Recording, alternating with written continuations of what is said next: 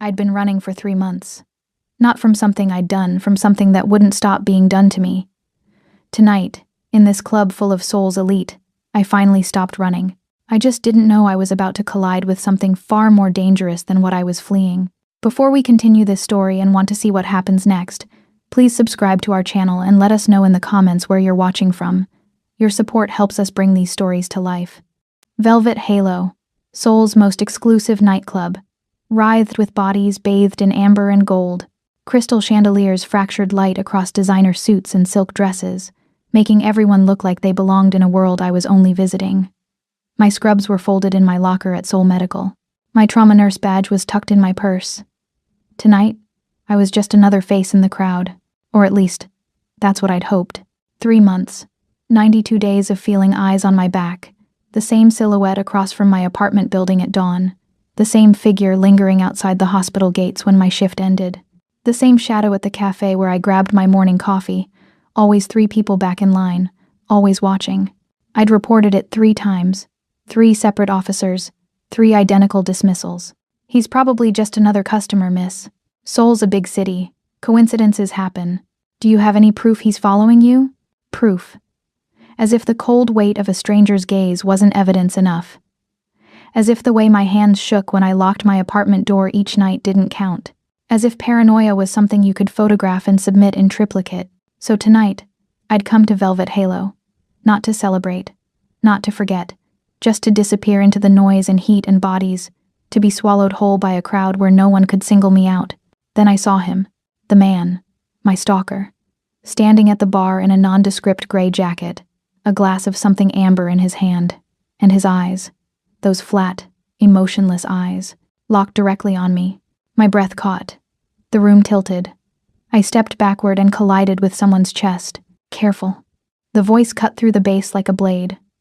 Low, deliberate, touched with an accent that made Korean sound like silk and smoke. I turned, an apology already forming on my lips, and the words died. He wasn't what I expected in a place like this. Not flashy, not loud, but impossible to ignore. Tall, towering really, with the kind of presence that didn't demand attention so much as command it. His suit was charcoal gray, tailored so precisely it might as well have been stitched onto him. Black shirt beneath, open at the collar. No tie. Tattoos curled from his throat into the fabric like secrets he wasn't trying to hide. Just control. His face was all sharp angles and controlled intensity. High cheekbones, a jaw that could cut glass, and eyes the color of polished obsidian. Dark. Unreadable. The kind of eyes that saw everything and revealed nothing. Authority radiated from him like heat from pavement in August. The crowd seemed to part without him moving, as if even the music knew to give him space. You look, he said, his gaze sweeping over me with clinical precision, like you're deciding between running or screaming. I swallowed hard. Neither. Just realizing I picked the wrong place to hide. His eyes followed mine across the room to the bar, to the man watching me. Something cold and sharp flickered across his features. There and gone in a heartbeat, like a blade briefly catching light. Your stalker? He asked, though it didn't sound like a question. I nodded, suddenly feeling pathetic. A grown woman, a trauma nurse who'd stitched up stab wounds and held broken ribs together with her bare hands, reduced to cowering in a nightclub because she couldn't shake a shadow. The stranger's jaw tightened almost imperceptibly. He looked back at me, and for a moment, I saw something dangerous move behind those dark eyes. Not directed at me, at everything else. Could you? The words tumbled out before I could stop them. Desperate, reckless. Could you dance with me? A stalker's watching, and I just need him to think. I stopped. Heat flooded my face. Sorry. That was inappropriate. I don't even know you. His mouth curved. Not quite a smile, but close enough to be unsettling. You don't, he agreed, his gaze holding mine with an intensity that made my pulse stutter. But I know his type. He extended his hand. Long fingers, manicured nails, a heavy silver watch peeking from beneath his cuff. But his palm was wrong. Calloused in places a businessman's shouldn't be. Scarred along the edge like he'd gripped something sharp too many times. A warning shiver ran down my spine. One dance, he said softly, his voice dropping to something that felt like a promise and a threat rolled into one. Let's make sure he never looks at you again. I hesitated. Every instinct I'd honed over 3 months of paranoia screamed at me to walk away. This man was dangerous. Not might be. Was. I could feel it in the way the air around him seemed heavier. The way even the bartender's eyes skittered away when he glanced in that direction. But then I caught movement at the bar. The stalker shifting forward, setting down his glass, starting toward me. I placed my hand in the stranger's. His grip was firm, warm, and oddly steadying as he led me onto the dance floor. His other hand settled at the small of my back. Light, but commanding, guiding me through the crowd with the kind of practiced ease that said he was used to people moving out of his way. As we stepped into the golden light beneath the chandeliers, I noticed 2 men in dark suits shift positions near the pillars. Their eyes never left us. Not the club's security. Something else. "I'm Amanda," I said, suddenly needing to fill the silence, to make this feel normal. "Amanda Edwards." "Ji-hoon," he replied. Then, after a pause that felt loaded, "Han." Something about the way he said it made me think it wasn't the name he used often. Or maybe not the one he preferred. The music shifted. Something slower, more intimate.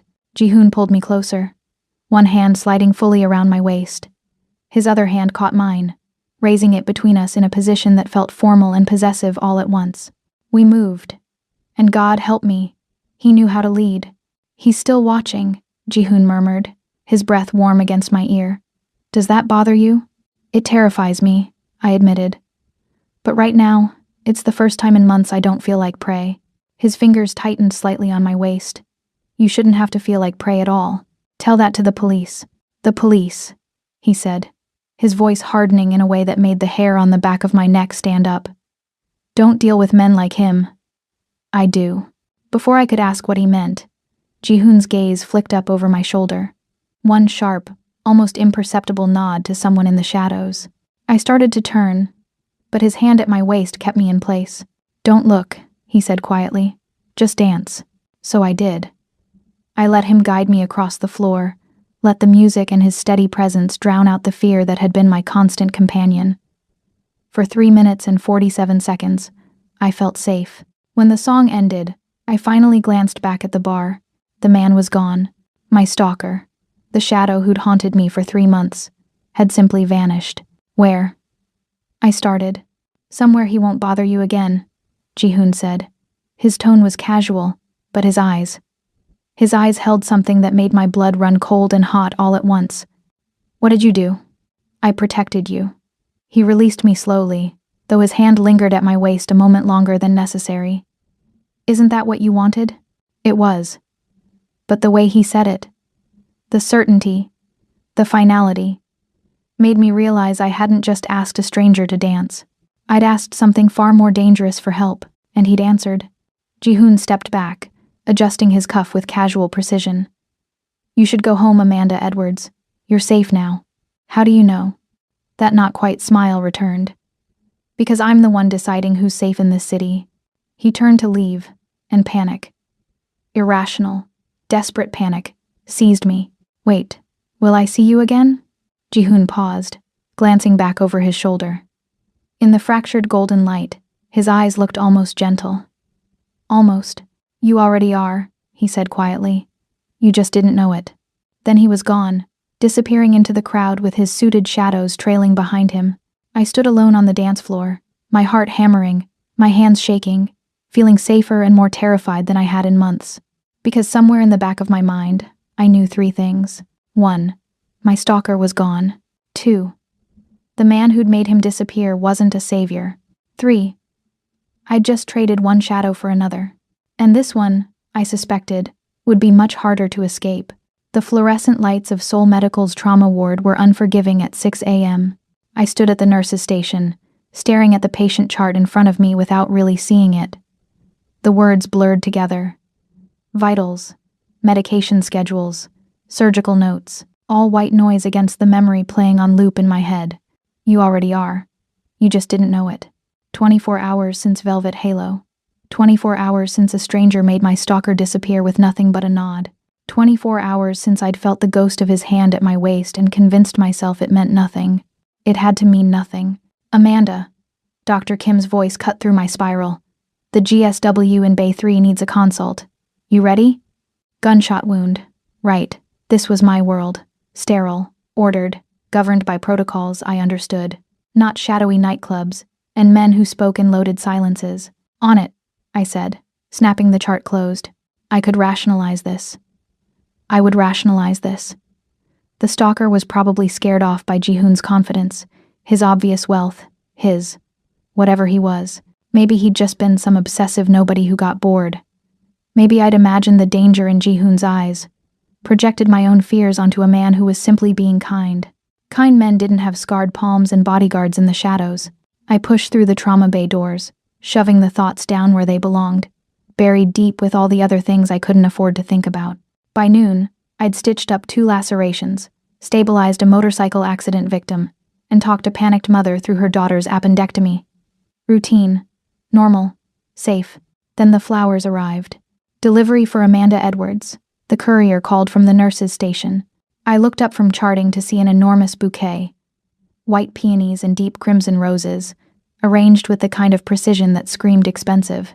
The glass vase caught the light, refracting it into fractured rainbows across the counter. My stomach dropped. "Who are they from?" I asked, my voice coming out sharper than intended.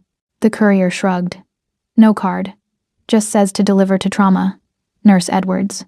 Before noon." He held out a tablet. "Sign here?" My hand trembled as I scrawled my signature. The courier left. The flowers remained, beautiful and terrible in equal measure. "Someone's got an admirer," Dr. Kim said, passing behind me. "About time you got back out there." I couldn't respond. Couldn't breathe.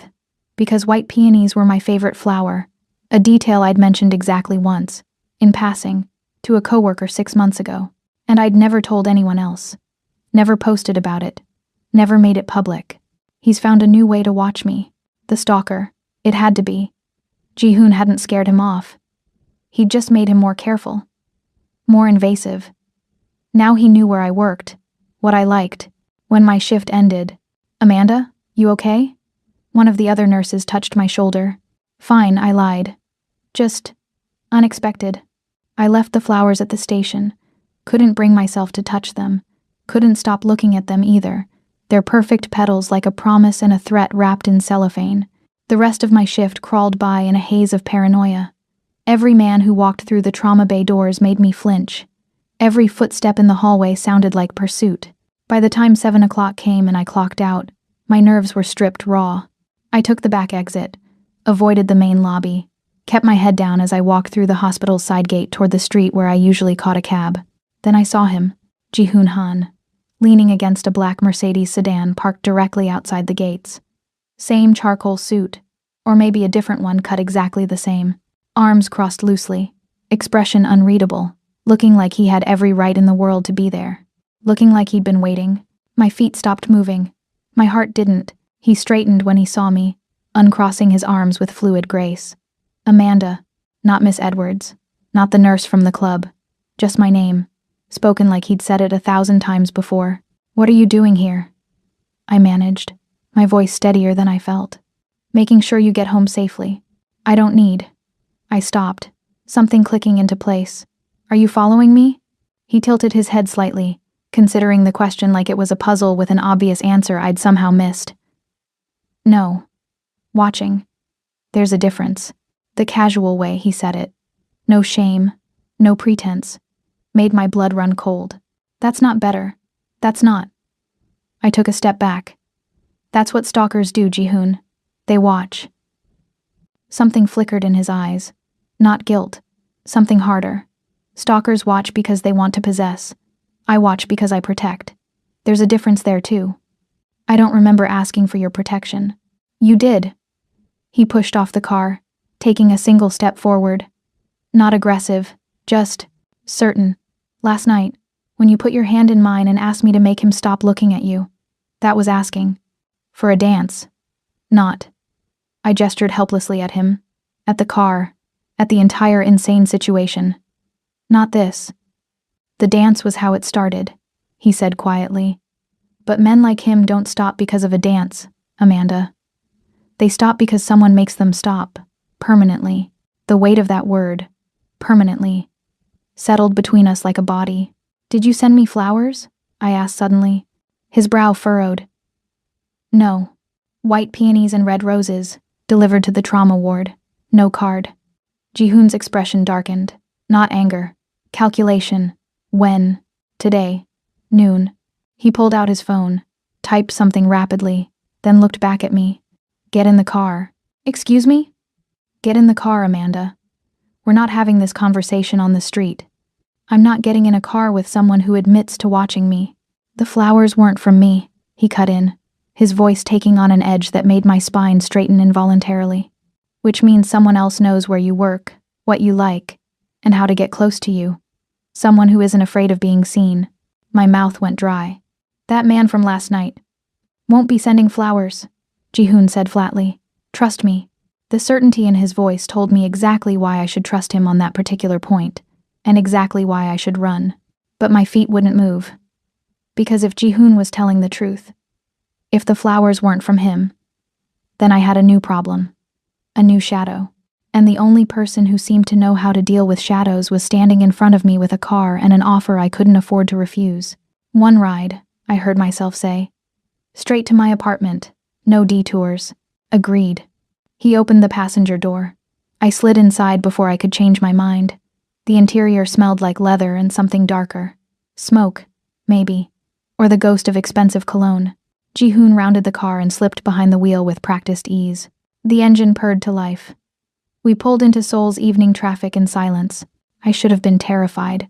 Should have jumped out at the first red light and run. But something about the way Jihoon drove, controlled, aware, checking mirrors with military precision, made me feel the same thing I'd felt on the dance floor. Safe. Terrifyingly, inexplicably safe. How long? I asked finally. He didn't pretend not to understand. 3 weeks. 3 weeks. He'd been watching me for 3 weeks. Before the club. Before I'd ever spoken to him. Why? His jaw tightened. You treated one of my men in the ER. Stab wound to the abdomen. You didn't ask questions. Didn't call the police when you saw the tattoos. Just stitched him up and told him to stay out of trouble. I remembered. 2 months ago, late shift. A man bleeding out on my table with ink crawling up his neck and fear in his eyes. I'd done my job. Nothing more. He could have died if you'd hesitated, Jihoon continued. You didn't. That kind of discretion is rare. So you've been stalking me as a thank you? I've been watching, he corrected, because rare things attract attention, and not all of it is grateful. We pulled up outside my apartment building. Jihoon shifted into park but didn't kill the engine. He turned to face me, and in the dim interior light, his eyes looked less like polished obsidian and more like something molten. I'm not your enemy, Amanda, he said quietly, but I'm not your friend either. What I am is the only thing standing between you and people who've noticed what I noticed. That you're careful, observant, and far too kind for your own good. I don't need protection. You do. Not angry, just certain. You just don't know it yet. He reached into his jacket and pulled out a card. Matte black, no design. Just a single word embossed in silver. REIGN. Below it, a phone number. If anything feels wrong, he said, pressing the card into my palm. If anyone approaches you, if you get any more unwanted gifts, call me. Not the police. Me. His fingers lingered against mine for a heartbeat longer than necessary. Warm, scarred, steady, then he released me. I got out of the car on shaking legs, the card burning in my hand. Watched him pull away from the curb with the same fluid control he did everything else. The taillights disappeared around the corner, leaving me standing alone in the gathering dark, and for the first time in months, maybe years, I felt the absence of fear, not because the danger was gone, because something more dangerous had decided I was worth protecting. I looked down at the card in my hand. Rain. I should have thrown it away, should have called the police, filed a report, gotten a restraining order. Instead, I slipped it into my pocket and walked inside, already knowing I'd memorized the number.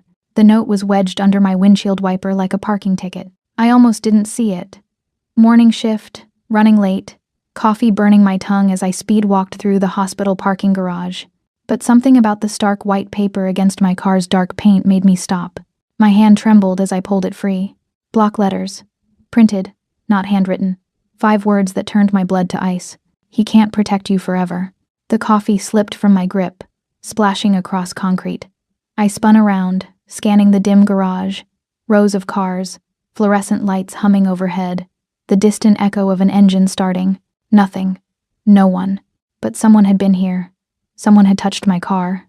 Left this. I was at the police station within the hour. "Ma'am, this could be from anyone," the officer said, barely glancing at the note. "The same one who dismissed me 2 weeks ago. A disgruntled patient, maybe. You work in trauma, right? People get emotional." "This isn't about a patient," I interrupted. "Someone's been following me for months. I reported it. You did nothing. Now they're leaving threats on my car." He sighed, the sound of a man who'd heard this story too many times. "Without a direct threat of violence or a clear suspect, there's not much we can do. I can file another report, but you won't actually do anything. We'll increase patrols in your area," he offered, his tone making it clear he wouldn't. "In the meantime, maybe consider varying your routine. Don't park in the same spot. Stay aware of your surroundings." I left the station feeling more helpless than when I'd arrived. The note was now evidence, locked away in a file that would never be opened. And I was still alone. Except I wasn't. Not really. When I got home that evening, Ji-hoon was waiting in the lobby of my apartment building. Not outside, inside. Sitting in one of the worn chairs near the elevator like he belonged there, his charcoal suit immaculate against the faded upholstery. He looked up when I entered, and something in his expression told me he'd been there a while. "How did you get in here?" I demanded, my voice echoing in the small space. I knocked. The building manager let me in. The building manager doesn't just let strangers. I can be very persuasive. He stood, unfolding to his full height with that same fluid grace. "We need to talk." Something inside me snapped. 3 months of fear, 2 police dismissals, mysterious flowers, threatening notes. It all came boiling to the surface. "No," I said, my voice rising. "You need to leave. I don't know what kind of game you're playing, but I'm done.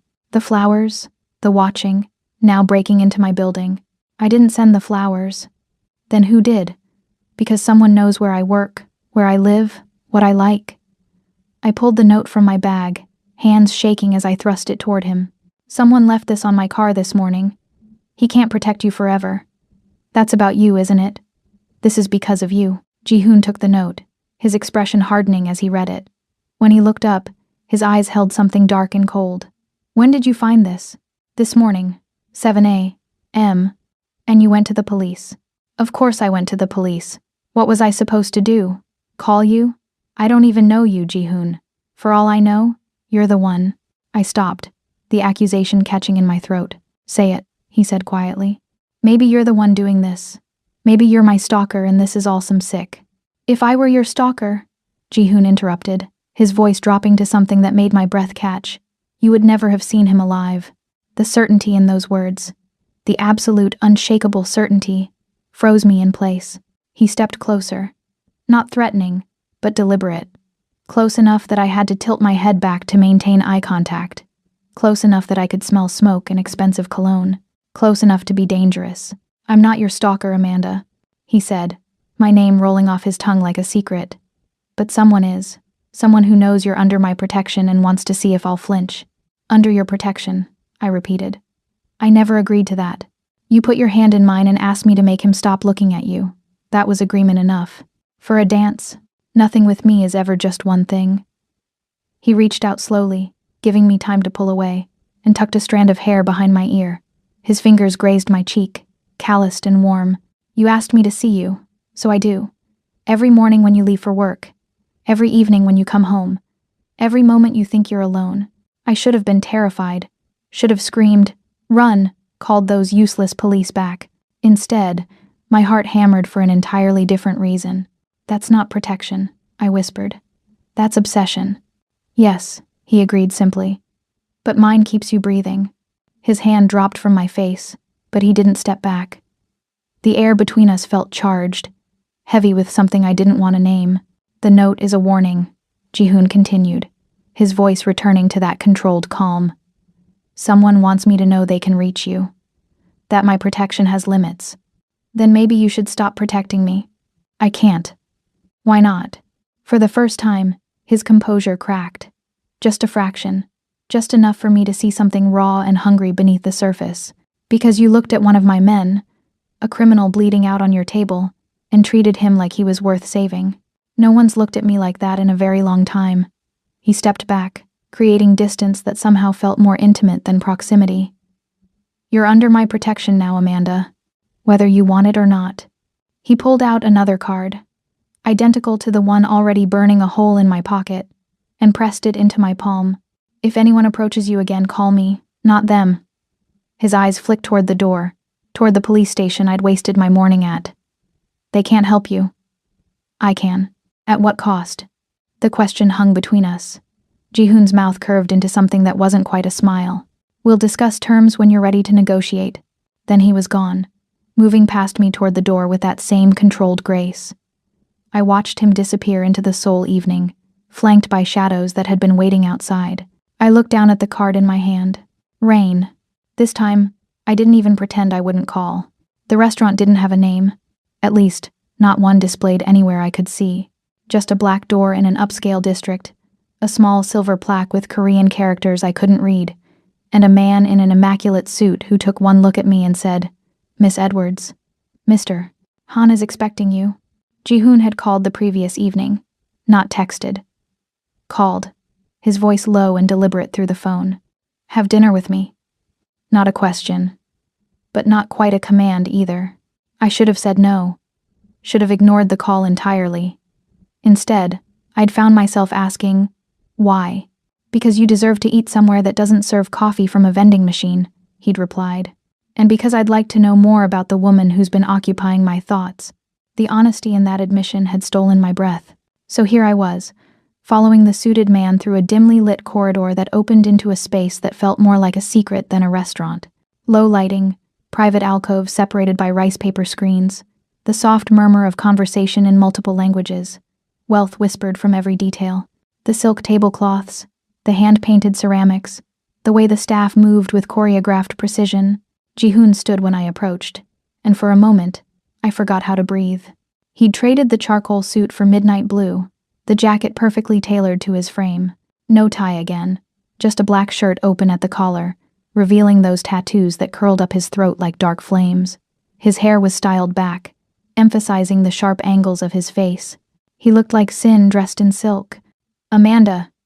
He pulled out my chair himself, a gesture that felt both chivalrous and possessive. "You look beautiful." I'd agonized over what to wear, finally settling on a simple black dress that felt inadequate the moment I'd walked through that door. But the way Jihoon's eyes tracked over me made me feel like I was wearing diamonds. "This place is," I trailed off, searching for words. I didn't know places like this existed. They exist for people who know where to look. He settled across from me, movements fluid and controlled. Or people who own them. You own this?" Among other things. A server appeared with wine. No menu, no question. Just a bottle that probably cost more than my monthly rent. Jihoon nodded approval, and the server poured before disappearing like smoke. I took a sip. It tasted like velvet and starlight. "So," I said, needing to break the intensity of his gaze, "do you bring all the women you stalk to dinner here?" His mouth curved. "Only the ones who accuse me of being their stalker to my face. Despite everything, the fear, the confusion, the absolute insanity of this situation." I laughed. The sound surprised us both. "Tell me about yourself," Jihoon said, leaning back with his wine. "Beyond what I already know, which is that you're a trauma nurse, that you take your coffee with 2 sugars and no cream, that you walk home instead of taking cabs because you like the night air, that you're careful, competent, and far more alone than someone like you should be." The accuracy of his observations should have frightened me. Instead, it felt like being seen for the first time in years. "You know," I said slowly, "most people consider that stalking. I prefer thorough." "Of course you do." Dinner arrived in waves, courses I couldn't name but tasted like art. Jihoon watched me eat with an intensity that should have been uncomfortable but somehow wasn't. And slowly, impossibly, I found myself relaxing. We talked. About soul, about medicine, about the strange isolation of living in a city of millions. Jihoon was charming when he wanted to be, asking questions that made me forget I was dining with someone dangerous. His English was perfect, touched with an accent that turned certain words into silk. "Why nursing?" he asked. "Control," I answered honestly. The wine was making me brave. In a trauma bay, everything has a protocol, a solution. Bleeding stops, bones mend, infections clear. It's ordered, predictable. And your life isn't? Not lately. I met his eyes across the table. Not since a certain man made my stalker disappear and decided I needed protection. Do you regret asking me to dance? I considered the question. Considered 3 months of fear versus 3 days of a different kind of tension. Considered the way my heart raced when I saw him versus how it raced when I was alone. I don't know yet, I admitted. Fair enough.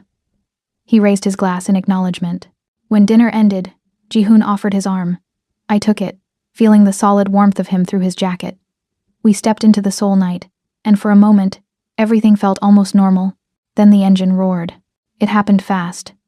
A motorbike screaming around the corner, no lights, aimed directly at us. I froze, deer in headlights, my brain unable to process the threat. Jihoon moved. One moment I was standing beside him. The next I was pressed against the building, his body a wall between me and the street, his hand cradling the back of my head like something precious. The bike missed us by inches. Jihoon's men appeared from nowhere, 2 of them giving chase on foot, another pulling up in a black SUV. And Jihoon didn't even look shaken, just adjusted his jacket with one hand while keeping the other on my waist, steadying me. Are you hurt? His voice was calm, too calm. No, what just happened? Get in the car. Not a request. This time, I didn't argue. We rode in silence, Jihoon's jaw tight, his fingers drumming against his thigh and the only sign of tension. His phone buzzed twice. He checked it, typed something, then looked at me. They were testing me, he said quietly, seeing how far they could push before I react. Testing you? I almost got killed. No. His voice turned to steel. You were never in danger. I was there. The absolute certainty in that statement should have been arrogant. Instead, it felt like truth. And they failed, he continued, something dark and satisfied coloring his tone. Now they know exactly what happens when someone threatens what's mine. What's mine? Not under my protection. Mine. I turned to look at him. Really look at him. The sharp profile, the controlled fury simmering beneath the surface, the way his hands had moved to shield me without thought. This wasn't just protection. This was something more primal, more absolute, more dangerous. Who are you? I whispered. Jihoon met my eyes in the darkness of the car, and for the first time, I saw the truth in them. Not the polished businessman or the charming dinner companion, but something older, harder, forged in violence and survival. I'm the reason Seoul's underworld sleeps with one eye open, he said quietly. I'm the man kings and criminals call when they need problems to disappear. I'm the person you should run from. Amanda Edwards. He reached out, his scarred knuckles brushing my cheek with impossible gentleness. But you won't run. Will you? I should have. God, I should have. Instead, I leaned into his touch, half terrified, half captivated, and whispered, no. His eyes darkened with something hungry and triumphant. Good. Jihoon's penthouse was everything I'd imagined and nothing I'd expected. Floor-to-ceiling windows overlooking Seoul, the city glittering below like scattered diamonds. Minimalist furniture, black leather, chrome, glass surfaces that reflected light in sharp angles. Art on the walls that probably cost more than my apartment building, but it was the small details that caught my attention. A bookshelf full of worn paperbacks. A jade plant thriving on the windowsill. A photo on the side table. Jihoon, younger, laughing with an older man who had the same sharp cheekbones. My father, Jihoon said, catching me looking. Before what? Before everything changed. He moved to the bar, pouring 2 glasses of something amber. Before I became Rain. He'd invited me up for coffee after the incident with the motorbike. I'd said yes because the alternative was going home to my empty apartment and reliving the sound of that engine, the feeling of being targeted, and maybe because I was tired of pretending I didn't want to understand him. Jihoon handed me the glass. Our fingers brushed, sending electricity up my arm. You can ask, he said. Ask what? What you've been wanting to ask since the restaurant. What I am, what I do. I took a sip of the drink. Whiskey. Smooth and expensive. I'm not sure I'm ready for those answers. But you will be. Not a question, a certainty. He excused himself to take a call, leaving me alone in the vast space. I wandered, drawn to the windows, the view, the sense that I was standing on top of a world I barely understood. Then I saw the desk. Mahogany, expensive, with a laptop closed on top and a single drawer slightly ajar. I shouldn't have looked. Shouldn't have touched anything. But something pulled me forward. The drawer opened silently. Inside, a manila folder. Thick, worn at the edges like it had been opened many times. My hands shook as I pulled it out. Photos. Dozens of them. Me leaving the hospital. Me at the cafe. Me walking home at dusk. Unaware of the camera tracking my movements. Different angles, different days, different clothes. My apartment building from across the street. My car in the parking garage. My bedroom window. The room spun. The glass slipped from my hand, shattering against the floor in an explosion of crystal and whiskey. Amanda. I spun to find Ji-hoon in the doorway, phone still in hand, his expression shifting from concern to something harder when he saw what I was holding. It was you, I whispered, my voice breaking. All along. The watching. The stalking. It was you. Amanda, let me explain. Explain what? That you've been stalking me for months? That every moment of protection was just... I threw the folder at him, photos scattering across the expensive floor like evidence of betrayal. You made me feel crazy for being paranoid when you were the one watching me the entire time. I was protecting you. From who? Yourself?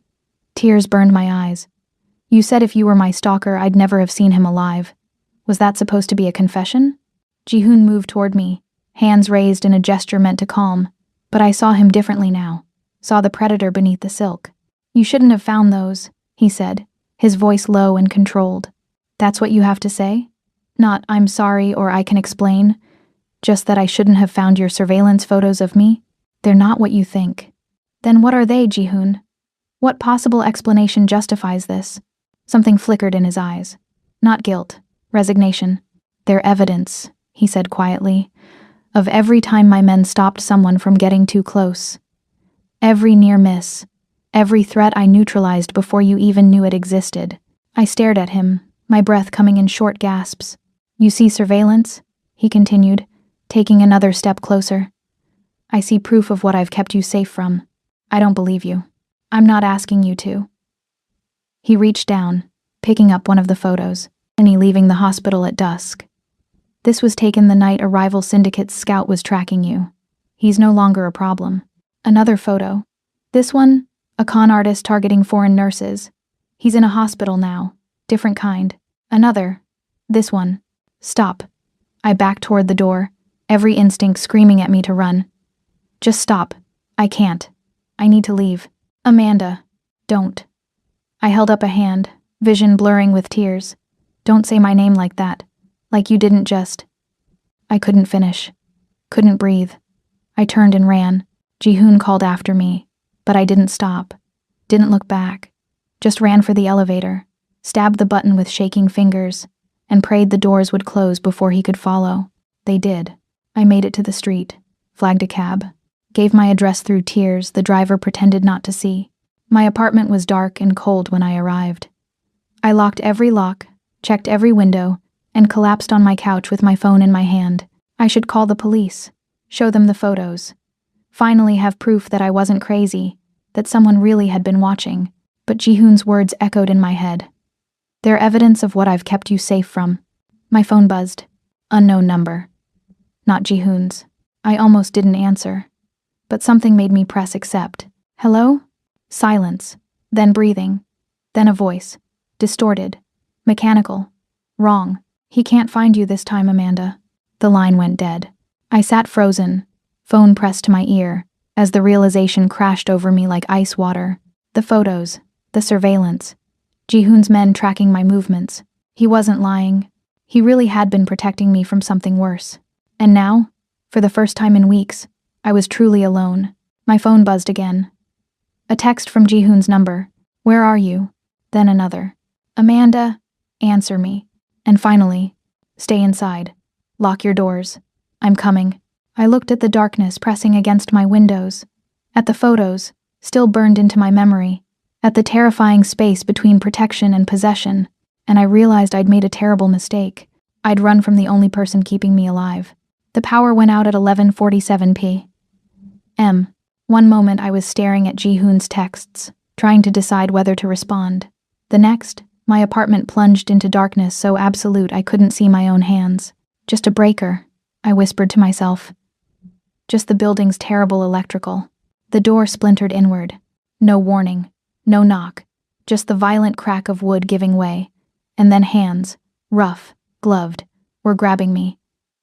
I screamed, but something pressed over my mouth, chemical sweet, burning my throat. The world tilted, darkened further. When I woke, everything hurt. My head throbbed. My wrists burned where zip ties cut into skin. I was on a concrete floor, cold seeping through my clothes. The smell of rust and old oil thick in the air. A warehouse. Abandoned, judging by the broken windows high above and the graffiti-stained walls. She's awake. The voice came from the shadows. Korean, accented differently than Ji-hoon's. Harder, colder. A man stepped into the weak moonlight filtering through the windows. Mid-30s, lean, with a scar running from his temple to his jaw. His suit was expensive but worn, like he'd stolen it from someone who mattered.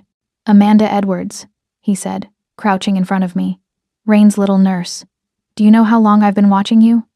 My throat closed. You're Jin-tae? He smiled. And it was nothing like Ji-hoon's dangerous curve. This was rot disguised as charm. The man whose existence your precious protector tried to erase. The man who's been following you since the night you stitched up one of his dogs. The ER. The man with tattoos and a stab wound. You were there, I whispered. I'm always there. Jin-tae reached out, his fingers grazing my cheek in a mockery of Ji-hoon's gentleness. Watching. Waiting. Learning all your pretty little routines. The flowers. The note on my car. Guilty. He stood, circling me like a predator.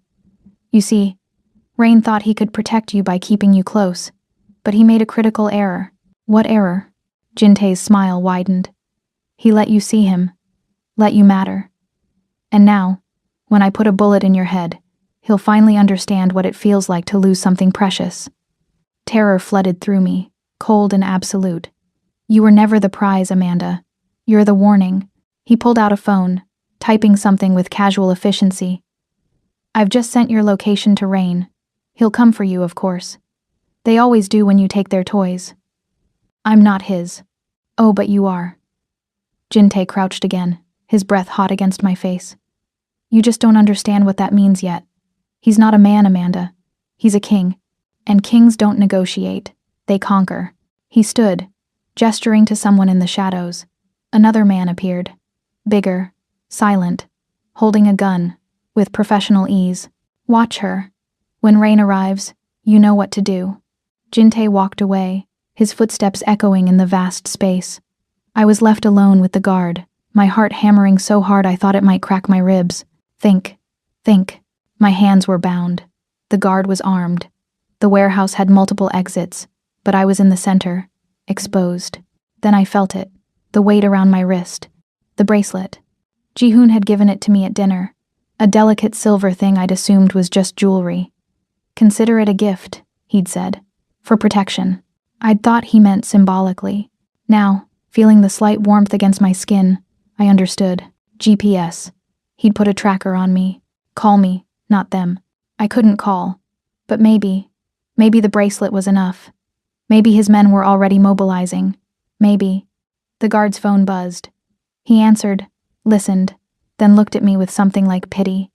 They're coming, he said in broken English. You should pray they get here fast. They came like shadows given form.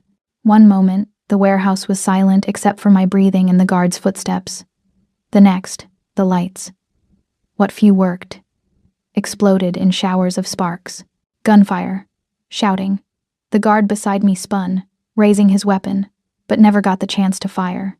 A figure moved through the darkness. Fluid. Lethal. Impossibly fast. The guard dropped without a sound. Then silence. Heavy. Waiting. Amanda. Ji-hoon's voice cut through the darkness like a blade. Not loud. Not panicked. Just my name. Spoken with an intensity that made my breath catch. He stepped into the moonlight, and I forgot how to breathe. Blood spattered his shirt. His knuckles were raw. His eyes, those dark, fathomless eyes, burned with something primal and terrifying. He looked like vengeance wearing a three-piece suit. Ji-hoon? He was on his knees beside me in seconds, his hands, still warm, still scarred, cupping my face with a gentleness that contradicted the violence radiating from him. Did they hurt you? His voice cracked on the question. Amanda, did they? No, I'm okay. He pulled me against his chest, his arms crushing me close like he was trying to physically hold me together. I felt him trembling. Actually trembling. You shouldn't have run, he whispered into my hair. You shouldn't have left. I know, I'm sorry. Gunfire erupted from the far end of the warehouse. Ji-hoon moved, positioning his body between me and the threat, his hand finding a gun I hadn't seen him carrying. He fired twice. 2 bodies dropped. I stared at him. At the man who'd bought me dinner and quoted poetry, now executing threats with surgical precision. Don't look, he said, his free hand covering my eyes. Don't watch this part. But I already had. And God help me, I wasn't frightened. I was captivated. More of his men appeared. Silent. Efficient. Wearing the same dark suits and empty expressions.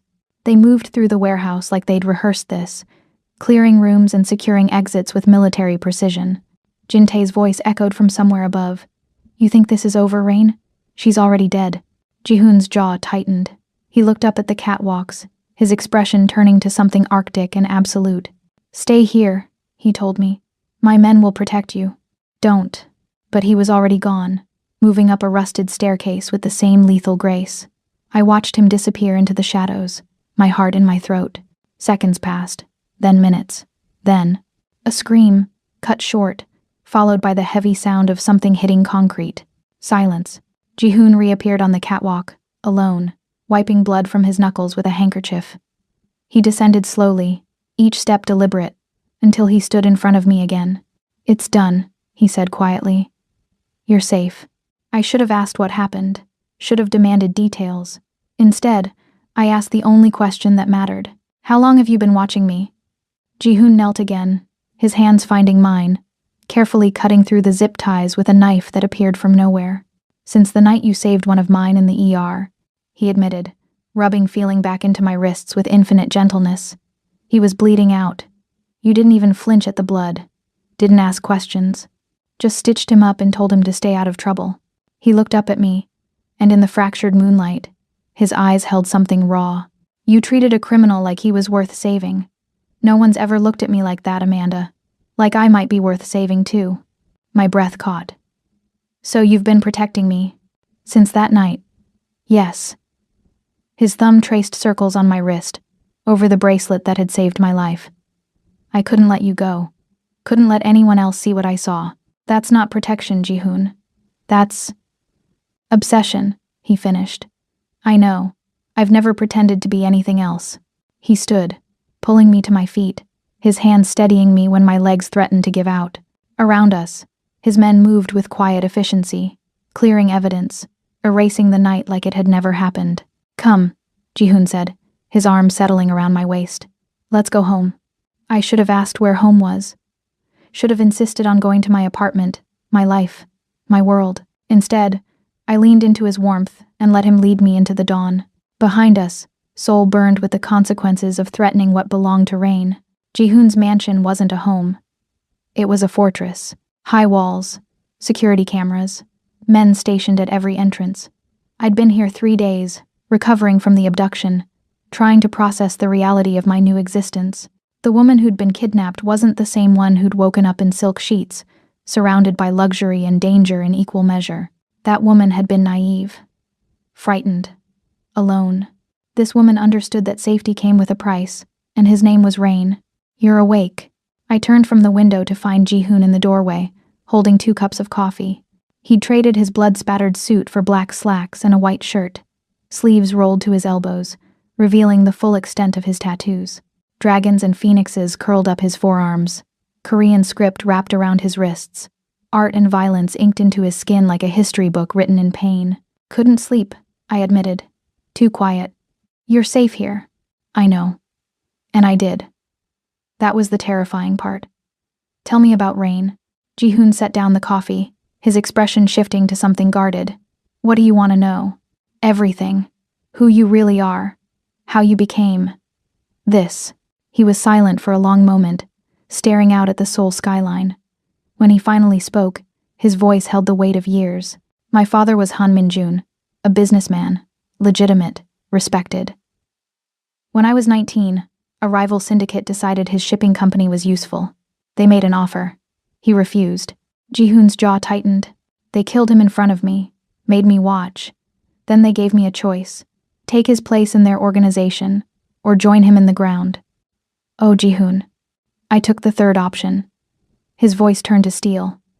I killed them all. Every single person involved in his murder. Then I took their territory, their connections, their power. He turned to face me, and I saw the boy he'd been and the man he'd become. Rain wasn't a name I chose. It was a title I earned through blood. The underworld needed a king after I burned the old regime to ash. So, I became one. I moved toward him, my hands finding his. You can't protect me by killing everything that threatens me. Can't I? His fingers tightened around mine. I've built an empire on that principle, Amanda. Everything I am, everything I've done. It's all been to ensure no one ever makes me helpless again. But you can't kill the whole world. I'd try. He pulled me closer, his forehead resting against mine. For you, I'd try. That's not love, Ji-hoon. That's obsession, possession, I know. His breath ghosted across my lips. I told you I was dangerous, that you should run. But you didn't. You stayed. Even after seeing what I am, what I'm capable of, you stayed. Because you saved me. No. His hand cupped my face with devastating gentleness. You stayed because you understand. That in my world, love and violence are inseparable. That I kill so you can sleep. That I watch so you can breathe. That I own you so no one else ever can. The truth of it stole my breath. Because he was right. I did understand. And God help me, I didn't want to leave. Then what does that make me? I whispered. Ji-hoon's mouth curved into something almost tender. Mine. He kissed me then. Slow, deliberate, tasting of coffee and dark promises. His hands tangled in my hair, holding me like something precious and profane.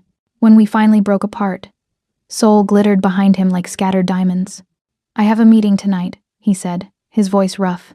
Syndicate business. You should stay here. No. He blinked. Amanda, you said I'm yours. That means I stand beside you, not behind you, not hidden away where it's safe. I met his eyes with a certainty I hadn't known I possessed. If I'm going to be part of your world, then let me be part of it, all of it. Something fierce and proud blazed in his expression. You understand what you're asking? Yes. There's no going back after this. You'll be marked as mine. Protected, yes, but also targeted. Everyone who wants to hurt me will see you as the fastest route. I know. Ji-hoon studied me for a long moment, then nodded slowly. Then tonight, you'll sit beside me, silent, observant. The woman even kings fear to look at too long. That evening, I dressed in black. A gift from Ji-hoon, silk and simple elegance. He fastened a necklace around my throat, diamonds that caught the light like captured stars. Remember, he murmured against my ear. You don't speak. You don't react. You simply exist beside me. That alone will send a message. What message? His lips curved against my skin. That Rain has chosen, and woe to anyone who threatens what's his.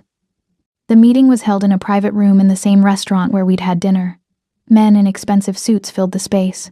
Korean, Chinese, Japanese, all radiating the same controlled violence. They stood when Ji-hoon entered, every single one, and when I walked in beside him, their eyes widened in recognition and something like fear. Ji-hoon pulled out my chair himself. I sat, hands folded in my lap, expression neutral. While the most dangerous men in Seoul watched and understood, the nurse who'd been hunted was gone. In her place sat the woman the king protected. And that, the silence said, made me untouchable. 5 months later, we returned to Velvet Halo. The same golden chandeliers, the same dim blue lights, the same pulse of bass through expensive floors, but everything had changed.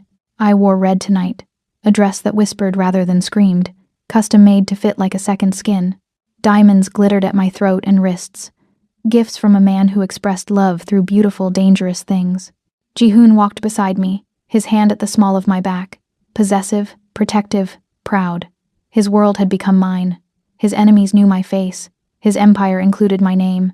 I was no longer the frightened nurse seeking safety in a dance. I was the woman who'd learned to dance with darkness itself. Nostalgic? Jihoon murmured as we entered the club. Should I be? This is where you asked a stranger to save you. His lips brushed my ear. Where everything began. No.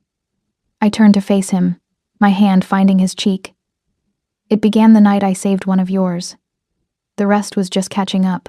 His eyes darkened with that familiar hunger. Dance with me? I thought you'd never ask.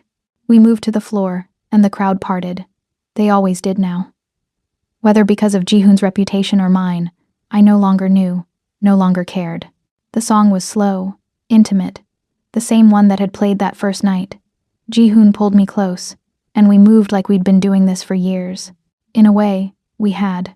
This dance had been inevitable from the moment our eyes met.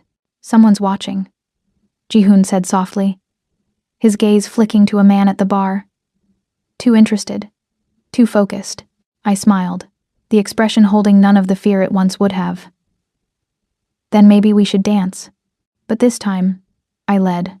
My hand guided his, my steps dictated his, my body controlled the space between us.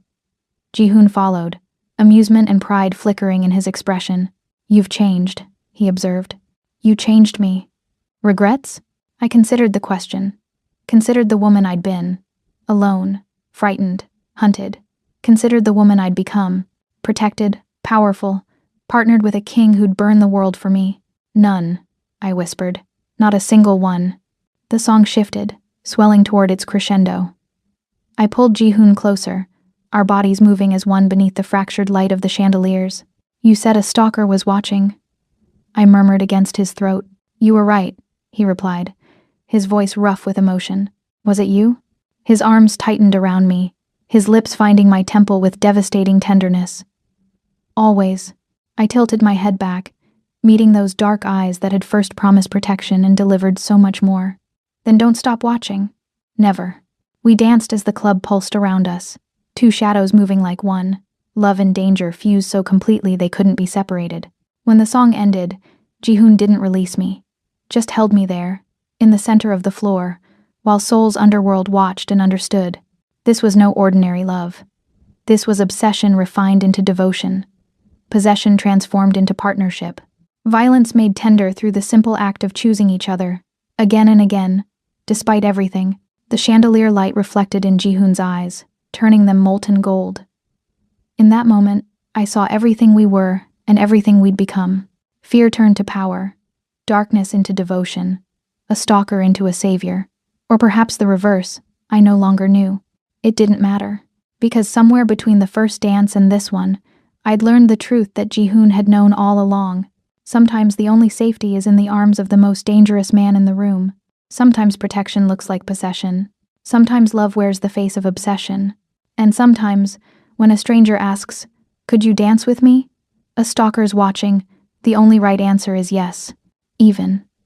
Especially when that stranger becomes the stalker himself. We left Velvet Halo as dawn crept over Seoul, the city waking to a new day that we'd already lived through. Jihoon's car waited at the curb, his men forming a protective wall that parted only for us. Home? He asked. I looked at the man who'd saved me, stalked me, claimed me, and transformed me into something I'd never imagined becoming. The man whose darkness I'd learned to dance with. The man I'd chosen to love despite, or perhaps because of, everything he was. Yes, I said, my hand finding his. Home. Because home wasn't a place anymore. It was the space between protection and possession. The distance between fear and desire. The moment when you put your hand in a stranger's and realize they've been watching you all along, and you wouldn't have it any other way.